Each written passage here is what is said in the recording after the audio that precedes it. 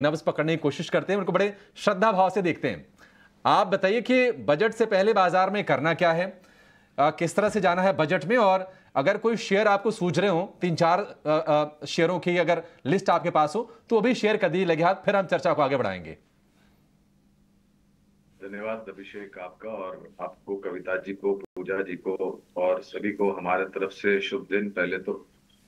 और बजट को लेकर के अभिषेक, ये जैसे अभी हमने सुना था माननीय प्रधानमंत्री जी को, और मेरे ख्याल से कुछ दिनों पहले माननीय वित्त मंत्री जी श्रीमती निर्मला सीतारामन जी ने भी ये टिप्पणी करी थी कि ये बजट ऑन अकाउंट है, चुनावी साल है, चुनाव बहुत जल्द हमारे सामने होगा, और कोड ऑफ कॉन्डक्ट लागू होने के कारण ज्यादा फेर बदलाव करने की उम्मीद न रखें हम, ऐसी टिप्पणी।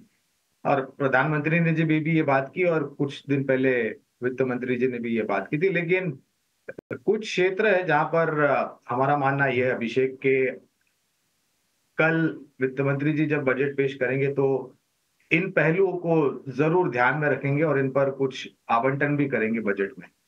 वो कौन से क्षेत्र होंगे? तो वो क्षेत्र होंगे रक्षा क्षेत्र यानी कि डिफेंस, ऊर्जा उत्पादन, ऊर्जा वितरीकरण और ऊर्जा उपकरण यानी कि power generation, power transmission, distribution और पावर इक्विपमेंट।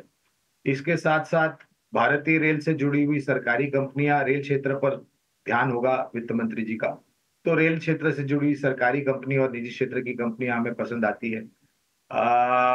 कृषि क्षेत्र में मेरे ख्याल से बहुत सारी टिप्पणियां होने की संभावना है, और निर्माण क्षेत्र यानी कि इंफ्रास्ट्रक्चर, गौरान ये सर, कुल मिलाकर के 5 क्षेत्र है जहां पर मेरे ख्याल से आपको नजर रखनी चाहिए। सर एक काम कीजिए ना, लगे हाथ वो नाम बता दीजिए, लोग ना शेयरों के नाम सुनना चाहते हैं। सेक्टर को तो लोग कहते हैं कि चलो हम लोग थोड़ा बहुत एनालिसिस कर ही लेते हैं, शेयर बताइए आप।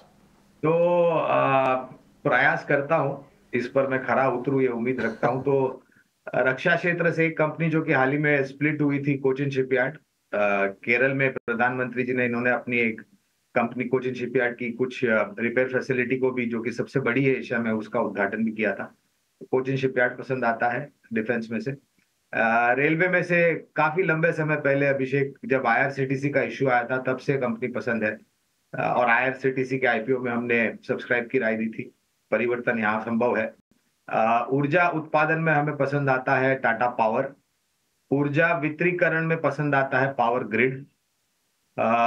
ऊर्जा उपकरण या फिर इक्विपमेंट्स में हमें पसंद आती है कंपनी केसी इंटरनेशनल।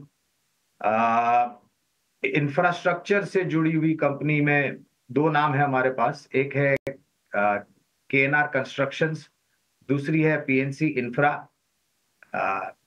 एचजी इंफ्रा इंजीनियरिंग भी एक कंपनी है जो पसंद आती है। एलएनटी तो बहुत बड़ा कामकाज करती है, फैला हुआ कारोबार है एलएनटी का।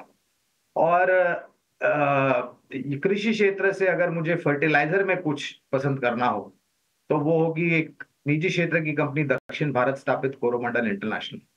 लेकिन अभिषेक, ये बुनियादी तर्क के आधार पर है, ये 1-2 दिन या 1 महीने की मैं बात नहीं कर रहा हूँ, बुनियादी तर्क के आधार पर ये हमारी राय।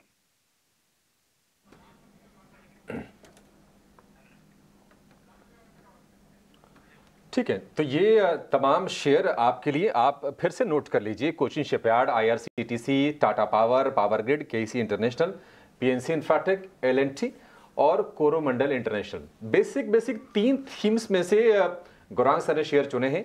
एक तो डिफेंस हो गया, इंफ्रा कैपिटल गुड्स को आप क्लब कर लीजिए, और साथ साथ पावर, और कुछ अगर आपको कृषि का प्ले रखना है बजट में, तो ये सारे के सारे शेयर आपकी मदद करेंगे। हालांकि कुछ शेयर चले भी बहुत हैं, लेकिन इसमें संभावनाएं हैं, आगे आप इसको रख भी सकते हैं।